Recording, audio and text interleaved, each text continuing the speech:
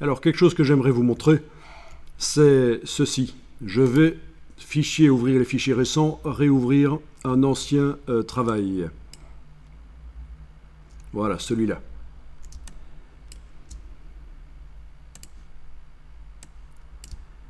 Je voudrais pouvoir tester sur ce genre de forme, ici, voilà, les 3 formes que je viens de faire avec l'outil géométrique et que je sélectionne en les englobant là. Je voudrais pouvoir leur appliquer le style que j'ai obtenu sur mon autre dessin ici.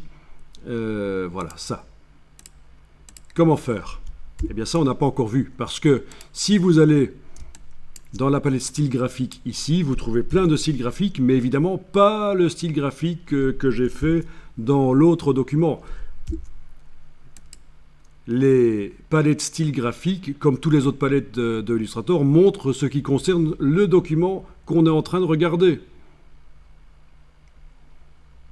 Donc c'est très simple en fait. Pour arriver à transférer dans ce document-ci le style de la girafe, il suffit d'utiliser un objet qui va servir de transporteur.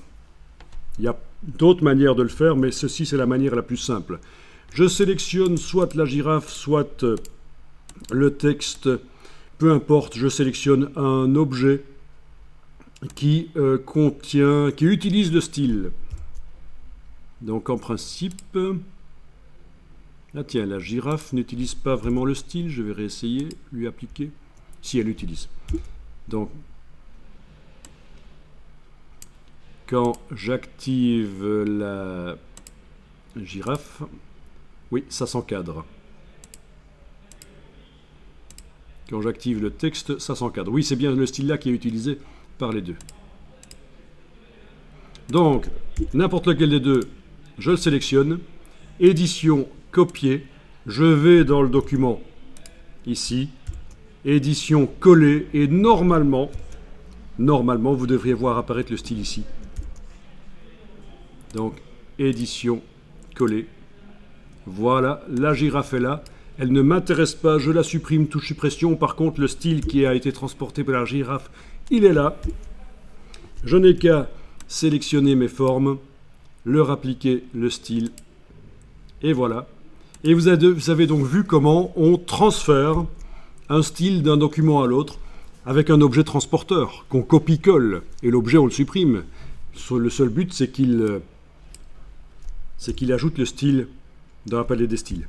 Si l'objet avait été collé et que le style n'était pas arrivé, il lui aurait suffi qu'en ayant l'objet sélectionné, j'aille cliquer sur le signe ici et il se serait mis. Parfois, ça ne marche pas toujours. Voilà, je pense que donc tout ça vous permet d'être vraiment très créatif. Les dernières choses qu'on a vues là, les contours, les tests, les transports de style d'un document à l'autre, aller chercher des choses sur le web aussi.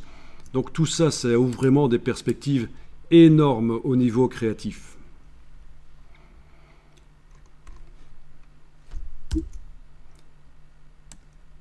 Sur le web, vous avez aussi pour Illustrator des brushes. Mais ça, on n'a pas encore étudié les brushes. Voilà, ça c'est une brush par exemple, la corde.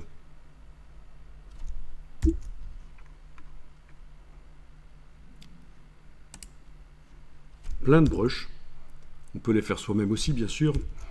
C'est intéressant de savoir comment les faire soi-même pour arriver à utiliser correctement celles que vous allez chercher sur le web. Pour comprendre comment ça fonctionne. Des brushes qui simulent du fusain. Des brushes bizarres ici, c'est des flèches. Et des ornementations. Enfin, il y en a des dizaines de milliers disponibles. Vous avez aussi des motifs.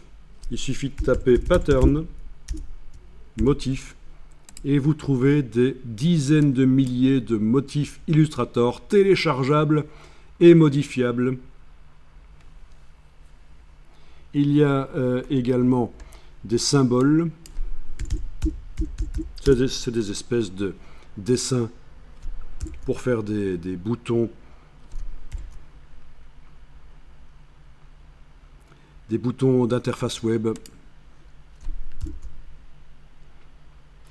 des clip art, des widgets, en fait, voilà, des symboles.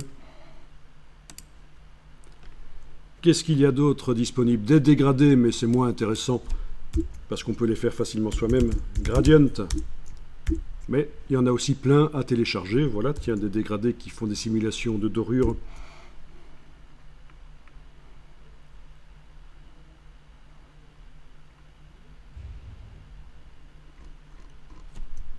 Voilà, donc énormément de choses à télécharger. Très intéressant. Et à modifier et adapter. Voilà, et vous avez vu comment on fait.